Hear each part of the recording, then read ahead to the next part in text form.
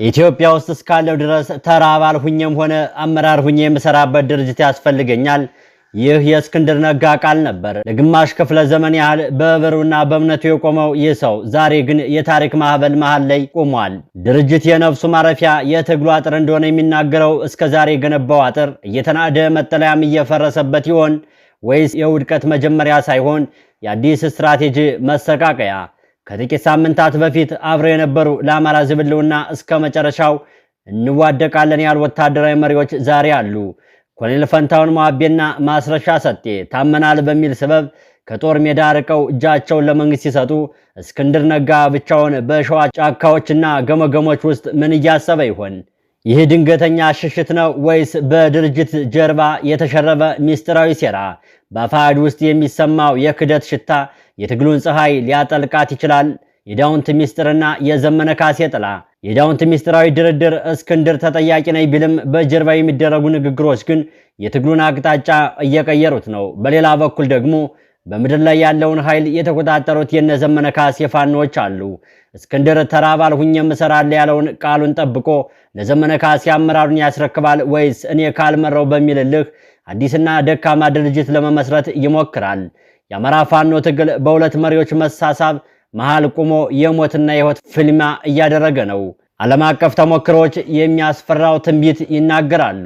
እንደ ቬንዙዌላ ጓይዳ መሪ የሌለው ሆኖ መቅረት ወይስ እንደ ቻርለስ ዳጉኤል ከውጭ ሆኖ ትግሉን መምራት? መንግስት በዳውንት በኩል የዘረጋው ወጥመድ እስክንድርን ለመያዝ ነው ወይስ ትግሉን በውስጥ ለማፈራረስ? እስክንድር ነጋ ዛሬ ከባድ ምርጫ ፊቱ ላይ ቆሟል። ዘመነ ካሴን ይቅርታ ጠይቆ አንድነትን መፍጠር ወይስ ብቸኛ ሆኖ በታሪክ መዝገብ ውስጥ መክሰም? የተከበራችሁ ተመልካቾች፣ በዚህ መሰናዶ ውስጥ ስለ እስክንድር ነጋ የመጨረሻ ውሳኔ የደረሰንን ጥብቅ መረጃ በማስቀደም የዘመነ ካሴን ውሳኔ፣ የመከተው ማሞን ምርጫ፣ ኢትዮጵያ በቀጣይ 10 ዓመታት ምን ይገጥማታል የሚለውን በጠቅላላው እናስቃኛችኋለን።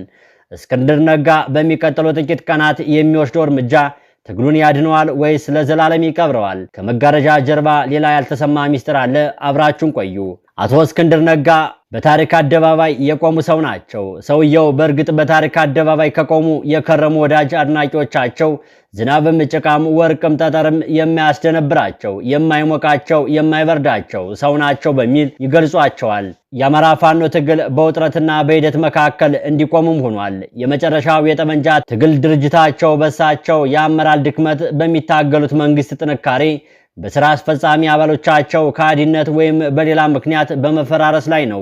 እሳቸው መንታ መንገድ ላይ ሳይሆን ገመገም ላይ የቆሙ ብቸኛ መስለዋል። በተለይ የጎጃምን ኃይል ይዝልኛል ያሉት ካፒቴን ማስረሻ ሰጤ መደራደሩን ተከትሎ በአባልነትም ሆነ በአመራር በሚሰሩበት ድርጅት እንደሚያስፈልጋቸው ተናግረዋል።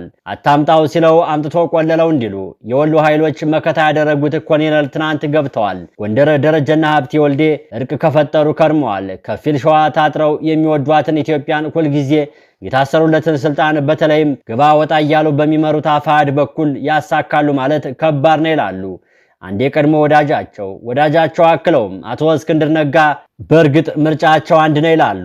ያም ከዘመነ ካሴና ከአፋብኃ አመራሮች ጋር ያላቸውን ቅሬታ ፈተው ስማቸውን መጠበቅ። በእርግጥ በኢትዮጵያ ፖለቲካ ውስጥ ስሙ ከእስር ቤትና ከትግል ጋር አጥብቆ የተቆራኘ ሰው እስክንድር ነጋ ዛሬ በታሪኩ ከባድ የሚባል ፈተና ላይ ይገኛል።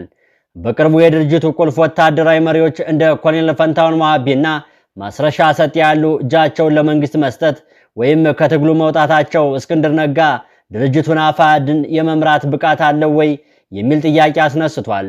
በእሳቸው ርዕሰ ጉዳይ ላይ ተንታኞች እንደሚሉት እስክንድር እንደ ጋዜጠኛና እንደ ሰላማዊ ታጋይ የነበረው ዝና ወደ ታጣቂ ትግል ሲመጣ ከተግባራዊ አመራር ኦፕሬሽናል ሊደርሺፕ ጋር አልተጣጣምም። ይህ በታሪክ ውስጥ ከሚታወቁት የደቡብ አፍሪካ ANC ወታደራዊ ክንፍ ክፍተቶች ጋር የሚመሳሰል ነው። በእርግጥ በፖለቲካው የርዕዮተ ዓለም ላይ ብቻ ያተኮረ መሪ በሜዳ ላይ ያለውን ወታደራዊ ተለዋዋጭነት መቆጣጠር ሲያቅተው ክፍተቶች ይፈጠራሉ።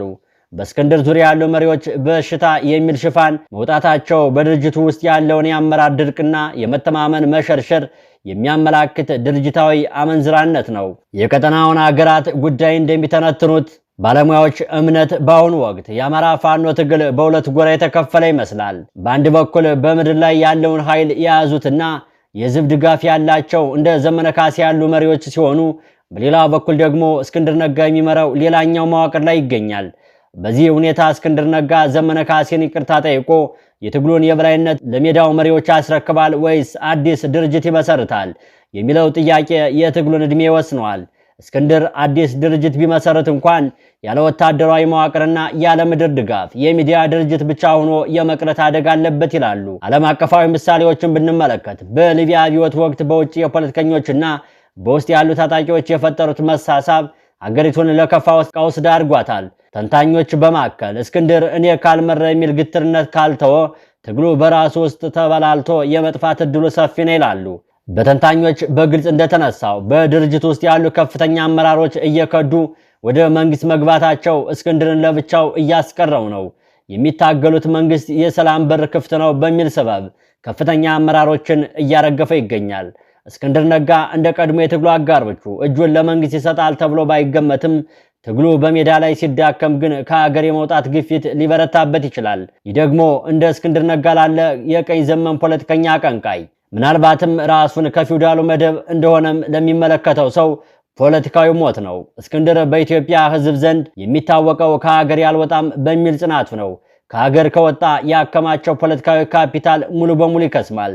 የአፋሕድ አመራሮች በዳውንት በኩል ከመንግስት ጋር ያደረጉት ድርድር በትግሉ ጀርባ ላይ የተሰካ ቢላዋ ተደርጎም እየተቆጠረ ነው። እስክንድር ነጋ ድርጅቱን ወክለው ይነጋገሩ እንጂ ተጠያቂው እኔ ነኝ ማለቱ በድርጅቱ ውስጥ እየተከናወነ ያለውን የጀርባ ደላላነት ባክዶር ዲያሎግ እንደማይቆጣጠረው ያሳያል። ይህ በታሪክ እንደ ኤልባዶር የእርስ በርስ ጦርነት መሪዎች በህዝብ ስም እየተዋጉ በጀርባ ከመንግስት ጋር ጥቅማ ጥቅም እንደሚደራደሩት መሪዎች አይነት ክህደት። ይህ በታሪክ እንደ ኤልሳባር የእርስ በርስ ጦርነት መሪዎች በህዝብ ስም እየተዋጉ በጀርባ ከመንግስት ጋር ጥቅማ ጥቅም እንደሚደራደሩት መሪዎች አይነት ክህደት የተመሳሰለ ነው። እስክንድር በዚህ ድርድር ውስጥ ያለው ሚና ግልጽ አለመሆኑ ተከታዮችን ምን እየተካሄደ ነው በሚል ግራ ማጋባት ውስጥ ከቷቸዋል። እስክንድር ነጋ በአሁኑ ወቅት በሶስት መንገዶች መካከል ይገኛል። የመጀመሪያው የእልህ መንገድ ነው። አዲስ ድርጅት መስርቶ የቀሩትን ጥቂት ሰዎችን ይዞ ትግሉን በአየር ላይ ማስቀጠል ይችል ይሆናል። ይህ ግን ትግሉን ለከፋ ሽንፈት ይዳርጋል ይላሉ ተንታኞች። እንደ ተንታኞቹ እምነት ሁለተኛው መንገድ የይቅርታ መንገድ ነው። ለዘመነ ካሴና ለምድር መሪዎች አመራሩን ለቆ እንደ አንድ አማካሪ ወይም ዲፕሎማት ሆኖ መቀጠል ትግሉን እንደ አንድ ያደርገዋል ይላሉ። የመጨረሻው የአቶ እስክንድር ነጋ ምርጫ የዝምታ መንገድ ነው። በትግሉ ውስጥ እየተከናወነ ያለውን ክደት ሽሽት በዝምታ እያዩ መክሰም የመጨረሻው ምርጫ ነው። በተንታኞች እምነት እስክንድር ነጋ የመሪነት ፀሐዩ እየጠለቀች ነው። ከፍተኛ ወታደራዊ መሪዎች ታመናል በሚል ሰበብ ትግሉን ጥለው ሲሄዱ እስክንድር ነጋ ብቻውን በጫካ ውስጥ ምን ሊሰራ ይችላል? በሌላ በኩል እስክንድር ነጋ ከሰሞኑ ሀገር ውስጥ እስካለው ድረስ ተራ አባልም ሁኜም ሆነ አመራር ሁኜ የምሰራበት ድርጅት ያስፈልገኛል ማለቱም ተሰምቷል። ይህ ንግግር የእስክንድርን የፖለቲካ ፍልስፍና ፍንጭ ይሰጣል። በጉዳዩ ላይ ያልነጋገርናቸው አንድ የአቶ እስክንድር ነጋ የቅርብ ሰውየው የግለሰብ ትግል ዋጋ የለውም፣ ትግል ውጤት የሚኖረው በድርጅት ሲታጠር ብቻ እንደሆነም የሚያምን ነው ይላሉ። ግለሰቡ አክለውም ዛሬ እስክንድር የመሰረተውና በሊቀመንበርነት የሚመራው የአማራ ፋኖ ህዝባዊ ድርጅት አፋሕድ በከባድ ማዕበል ውስጥ ይገኛል ብለዋል። እስክንድር ነጋ ከጋዜጠኝነት ወደ ሰላማዊ ፖለቲካ ባልደራስ ከዚያም ወደ ጫካ ሲሸጋገር በየመሃሉ አዳዲስ ድርጅቶችን ሲፈለፍል መቆየቱን ይታወሳል። ይህ የድርጅት አባዜ እስክንድር ለብቻው ቆሞ መታገል እንደማይፈልግ አመላካች መሆኑን አንስተው ተናግረዋል። በእርግጥ ዓለም አቀፍ ተሞክሮዎች እንደሚያሳዩት እንደ ኔልሰን ማንዴላ፣ ኤኤንሲ፣ ያሲር አረፋ፣ ፒኤልኦ ያሉ መሪዎች የትግላቸው ስኬት የተመሰረተው በግለሰባዊ ዝናቸው ላይ ሳይሆን ድርጅታቸው በፈጠረው መዋቅር ላይ ነው። ሆኖም የእስክንድር ችግር ድርጅት መፍጠሩ ሳይሆን የፈጠራቸው ድርጅቶች ሁሉ የእሱ ጥላ ሆነው መቅረታቸው ስለመሆኑ የመረጃ ምንጩ በግልጽ ተናግረዋል። ድርጅት ሲባል መዋቅርና የጋራ አመራርን የሚጠይቅ ሲሆን በአሁኑ ወቅት በአፋሕድ ውስጥ የሚታየው መከፋፈል ድርጅቱ ከእስክንድር ግላዊ ፍላጎት በተለየ መዝለቅ አለመቻሉን አመላካች ስለመሆኑ ጠቅሰዋል። በማከልም አቶ እስክንድር ነጋ ተራ አባልም ሁኜም እሰራለሁ ማለቱ ለትግል ያለው ዝቅ ያለ ዝግጁነት ቢያሳይም በተግባር ግን እስክንድርን በተራ አባልነት ማየት ለብዙዎች የሚያዋጣ አይደለም ብለዋል። በተለይ በአሁኑ ወቅት በፋኖ ትግል ውስጥ እንደ ዘመነ ካሴ ያሉ መሪዎች የበላይነትን በያዙበት ሁኔታ እስክንድር ትግሉን አንድ እንዲሆኑ አመራርነትን ለቅቄ በተራ አባልነት እቀጥላለሁ የሚል ውሳኔ ቢወስንም ታሪክ ሰሪ ሊሆን ይችል ነበር ባይ ናቸው። እርምጃው በታሪክ ጆርጅ ዋሽንግተን ጋር የሚመሳሰል እርምጃ ነው።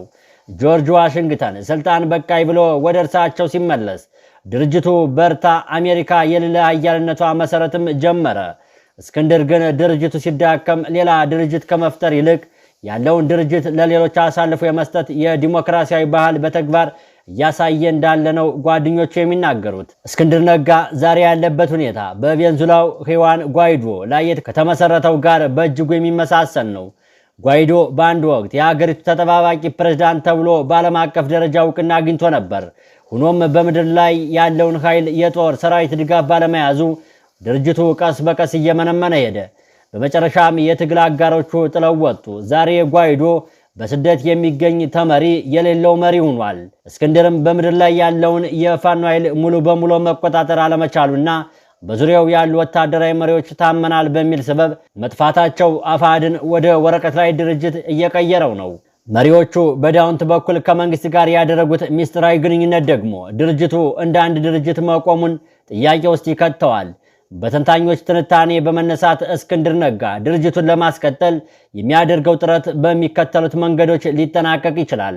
አፋሕድ ከፈረሰ እስክንድር አሁንም ድርጅት ያስፈልገኛል በሚለው መሪ ሌላ ስም ያለው ድርጅት ሊመሰረት ይችላል። ይህ ግን የብስክሌትን ጎማ እንደገና የመፈልሰፍ ያህል ድካም እንጂ ለትግሉ ፋይዳ አይኖረውም። ተራባል ሁኜ እሰራለሁ የሚለው ቃል እውነት ከሆነ እስክንድር ወደ ዘመነ ካሴ ኃይል ጠቅልሎ በመግባት የፖለቲካ አማካሪ ሆኖ መቀጠል ይችላል። ይህ የአማራን ትግል አንድ ያደርገዋል። ፈረንሳይ በናዚ ስትወረር ደውል ወደ እንግሊዝ በመውጣት ነፃ ፈረንሳይን ከመሰረተበት መንገድ ጋር የሚመሳሰል ምርጫም አለው።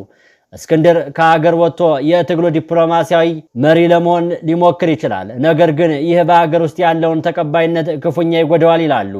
እስክንድር ነጋ ለድርጅት ያለው ታማኝነት ለትግሉ መሰረት ቢሆንም ድርጅቱ ሲከዳውና ሲሸረሽረው ለብቻ ያልቆምም ማለቱ ግን በፖለቲካዊ አረንቋ ውስጥ አስሮታል። የአቶ እስክንድር ነጋ መጨረሻ እንደ ዓለም አቀፍ ታጋይ ቸጉቬራ ድርጅቱ ሳይመቸው ሲቀር ሌላ ሀገር ሂዶ እስከ መሞት የሚታገል አይነት ድፍረት ወይስ እንደ ሳንሱቺ በድርጅት ስም ታስሮ የመቅረት? አቶ እስክንድር ነጋ የድርጅቱ ፍቅሩን መስዋዕትነት አድርጎ ለትግሉ አንድነት ይሰራል ወይስ የኔ ድርጅት ካልመራ በሚል እልህ የፋኖ ትግል ወደማይመለስበት መከፋፈል ውስጥ ይከተዋል? የድርጅቱ አመራሮች በዳውንት ከመንግስት ጋር ሲመሳጠሩ እስክንድር ተራ አባል ለመሆን የሚያስችለው ትግል ይኖረው ይሆን? ጊዜ የሚመልሰው ቢሆንም የድርጅቱ መፈራረስ ግን የእስክንድር ነጋን የመጨረሻ ፖለቲካዊ ምዕራፍ እያመላከተ መሆኑ የሚካድ አይደለም። ክቡራን ተመልካቾቻችን ሐሳብ አስተያየት ካላችሁ አስተያየት መስጫ ላይ ብታስቀምጡልን ይደርሰናልና በያላችሁበት ዓለም ሰናይ ጊዜን እየተመኘን እንሰነባበታለን።